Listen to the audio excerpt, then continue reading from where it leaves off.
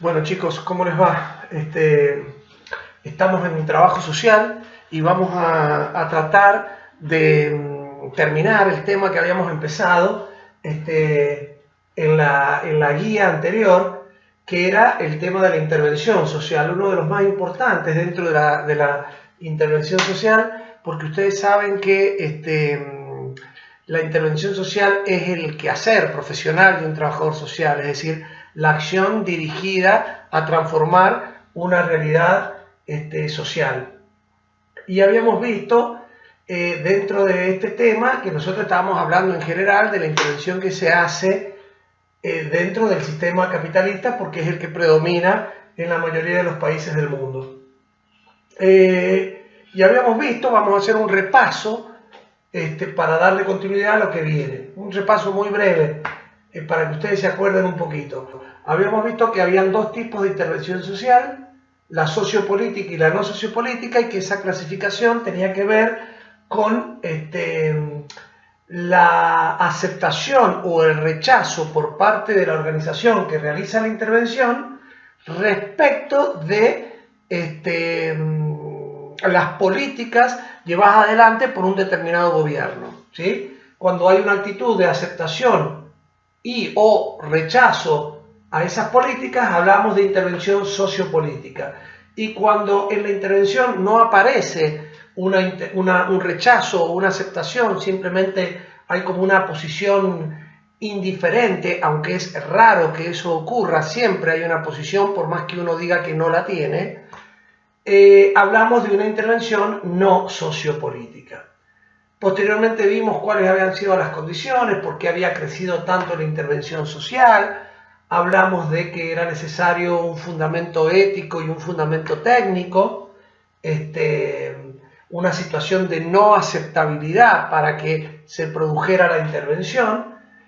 Y después entramos directamente en el apunte anterior a ver cómo era tratada la intervención social, pero ya dentro del trabajo social como disciplina académica, científica. Y para el trabajo social, la intervención social era una acción que tenía que ver con, o era definida a partir de la necesidad que tienen una serie de individuos que no pueden por sí mismos satisfacer sus necesidades de vida, o que han caído por debajo de lo que marca la Declaración Universal de los Derechos del Hombre y del Ciudadano, y como han caído debajo de esa línea y no pueden satisfacer sus necesidades por sí solos, ahí se justifica la intervención social por parte del Estado, sobre todo. Y esos destinatarios deben ser justamente personas vulnerables, personas que no logran lo que dijimos recién. Por último, terminábamos el apunte hablando de los dos tipos de acción social, digamos, extremos dentro del trabajo social como disciplina, que eran el casework y el socioanálisis. Este primero, un tipo de acción social donde lo que se pregoniza ahí, lo que se define ahí, es que se parte de un individuo o de individuos que tienen todos las mismas posibilidades, como si fuéramos todos iguales, y que el individuo ha caído en la situación de vulnerabilidad porque no ha sabido aprovechar las oportunidades que el sistema nos da a todos por igual. Es decir, hay una posición ahí filosófica, política respecto del sistema, ¿sí? No es el sistema el culpable de lo que sucede, sino que hay un individuo que de alguna manera no se adapta o no sabe o no quiere o no puede, pero sobre todo hay una culpabilidad hacia el individuo. Por lo tanto, la intervención consiste en tratar de readaptarlo al sistema y tratar de desculpabilizar las políticas gubernamentales para adaptar al individuo nuevamente. Y la otra posición, el otro tipo, es el socioanálisis, que lo habíamos vinculado con una posición más, digamos, contraria al casework, si habláramos políticamente diríamos que el case board es más una posición del liberalismo, mientras que el socioanálisis es una posición más de posiciones progresistas, se diría hoy, o más de izquierda, si quieren, donde aquí lo que sucede es hay un echarle la culpa un poco a un sistema que es el que produce las diferencias sociales, que es el que produce la vulnerabilidad, y por lo tanto la intervención consiste en que los individuos tomen conciencia de manera grupal de la situación en la que el sistema los pone y traten de idear estrategias colectivas para superarlo. Hasta ahí un poco habíamos llegado. Era importante hacer este repaso para ver cómo terminamos el tema y cómo sigue para adelante. Bueno, seguimos ahora con esto que es nuevo, ¿no? Cuando la intervención social la realiza el Estado, a eso se le llama política social, ¿sí? Y el Estado generalmente realiza políticas sociales, es decir, acciones, sobre todo en lo económico, en lo social, en lo cultural, en lo recreativo, etc., ¿sí? Un gobierno lleva adelante una serie de políticas en muchísimos aspectos, y políticas que tienen que ir de acuerdo con un modelo de desarrollo que previamente ha definido. Aquí hay algo importante que por ahí uno a veces cree que es obvio, pero no lo es tanto, ¿sí? Cuando decimos Estado, ¿sí? En realidad muchas veces se lo confunde con el gobierno, y no es lo mismo, ¿sí? El Estado es un aparato administrativo que de alguna manera es administrado por un gobierno de turno, es decir, los partidos políticos, las fuerzas políticas, lo que hacen es luchar y someterse a elecciones para tratar de ganar la administración del Estado, ¿está bien? Para ser los que de alguna manera gobiernan y tomando como instrumento al Estado. Pero cada partido político tiene un modelo de desarrollo como propuesta, que muchas veces las diferencias entre los partidos políticos, las fuerzas políticas, tienen que ver con ese modelo de desarrollo que proponen. Por lo tanto, las políticas sociales llevadas adelante por un partido o por otro van a ser distintas, ¿sí? Teniendo en cuenta el modelo de desarrollo que han propuesto. Entonces no es lo mismo que gobierne una fuerza o que gobierne otra. Una fuerza lleva adelante un determinado modelo de desarrollo con las correspondientes políticas sociales para ese modelo de desarrollo, y otra fuerza tendrá otro modelo de desarrollo donde van a haber diferencias en lo económico, en lo social, en lo político, en lo cultural, etc. ¿Sí? Esto es importante tenerlo en cuenta.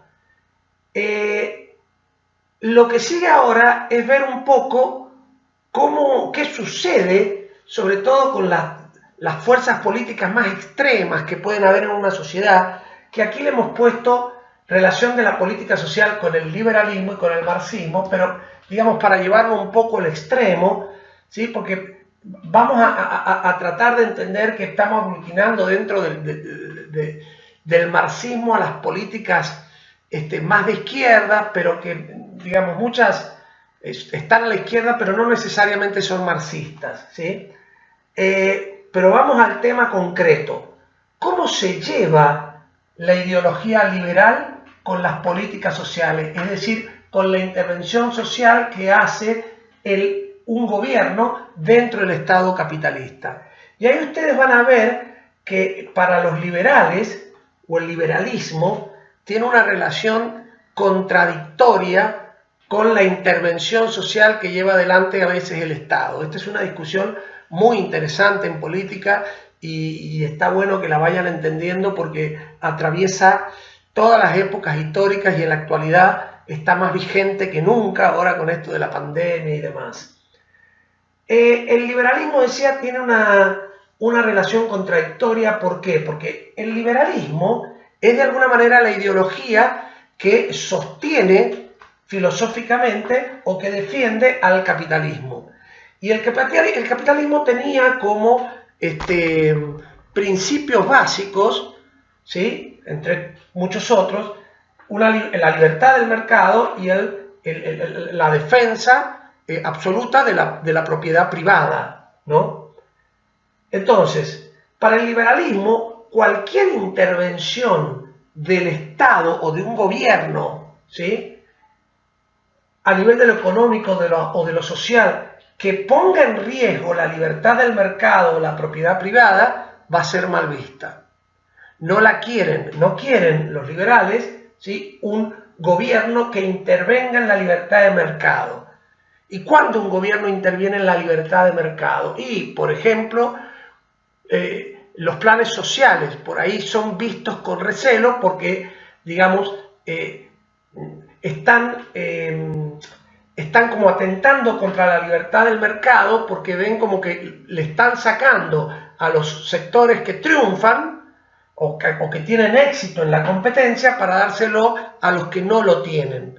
Entonces, visto de esta manera, las políticas sociales a nivel de planes sociales y demás, o entrega de viviendas a bajo precio y demás, serían vistas con un cierto recelo porque atentan contra la libertad del mercado. Para los liberales, lo que debe definir cuánto se lleva cada uno en el reparto y distribución de la riqueza es la competencia en el mercado. Por lo tanto, si viene un gobierno y sube los impuestos a nivel económico para sacar de ahí y distribuir entre los que menos tienen, eso sería atentar contra esto y sería atentar también contra la propiedad privada, porque me están sacando a mí que gané, entre comillas, para dárselo a aquel que en la competencia ha perdido. Esta a grandes rasgos, estoy exagerando para que lo vean bien, ¿sí? Pero entonces, ¿por qué contradictoria? Porque el liberalismo no le gusta esta parte de la política social, no es que esté en contra del Estado, pero solamente lo vería con buenos ojos poniéndole un límite a la intervención del Estado. El Estado debe intervenir en aquello en lo que es fundamental, es decir, para cuidar la propiedad privada a través de la seguridad y las fuerzas de seguridad, para brindar cierta educación estatal y hasta por ahí nomás, y la salud pública para aquellos que menos tienen, pero hasta ahí nomás, para cuidar las fronteras, para defendernos ante una guerra. Es decir, el Estado ahí está bien, pero cuando el Estado se pasa en sus funciones poniendo en riesgo estos principios, ahí lo ven con recelo. Mientras que del otro lado podríamos pensar, y me estoy yendo al extremo, ¿no?, que para el marxismo, ahora que ustedes han visto un poco en sociología de esto, la intervención del Estado sería vista de manera positiva, y no es así tampoco, ¿sí? Para el marxismo, en la posición más extrema, digamos, la política social hecha dentro del Estado capitalista también sería vista con recelo. ¿Por qué?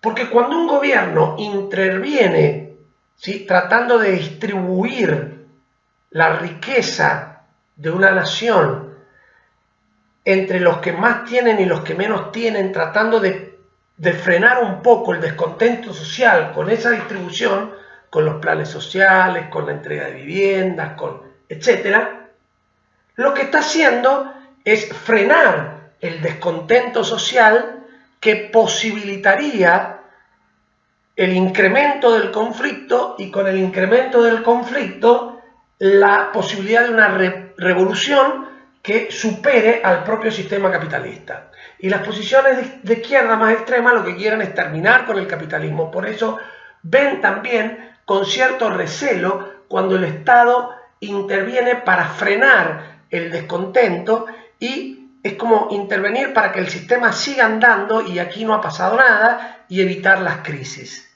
¿sí? Espero que hayan entendido. Ya seguimos un poquito más y terminamos con este tema. Finalmente, y muy cortito, vamos a hablar ahora de la intervención social sociopolítica llevada adelante por las organizaciones no gubernamentales, ¿sí? Y acá lo que hay que decir, en primer lugar, que las ONGs surgen en América Latina, sobre todo en el contexto de gobiernos militares y como reacción frente a lo que hacían los gobiernos militares, ¿sí? En Argentina tenemos ejemplos paradigmáticos como Madres de Plaza de Mayo, es una de las primeras organizaciones sociales que surgen en el mundo, y en general en América Latina van surgiendo movimientos sociales nuevos justamente para oponerse a lo que los gobiernos militares, administrando en ese momento el Estado, hacían, ¿sí? Para luchar contra estos gobiernos. Pero una vez superadas las etapas de los gobiernos militares, en la década de los 80, empiezan a haber gobiernos democráticos donde las ONG van a seguir existiendo y realizando acciones políticas, por eso su carácter sociopolítico, y van a tener actitudes de aprobación o de rechazo dependiendo del partido que esté gobernando democráticamente en un momento determinado. En general, los movimientos sociales, las agrupaciones sociales, las ONG que tienen un carácter social, van a tener como una relación de correspondencia o de complementariedad con el gobierno de turno cuando ese gobierno adhiere de alguna manera a los principios de un estado de bienestar distributivo que reparte mejor la riqueza y demás. Y cuando llega al gobierno un partido que de alguna manera pone en riesgo los principios del estado de bienestar, las ONGs van a seguir operando, pero ahora para ir en contra de aquellos gobiernos que frenan una posibilidad de avanzar hacia estados de bienestar definidos por ellos como lo mejor que puede pasar. Bueno, es muy cortito hasta acá, ¿sí? Y espero que hayan entendido.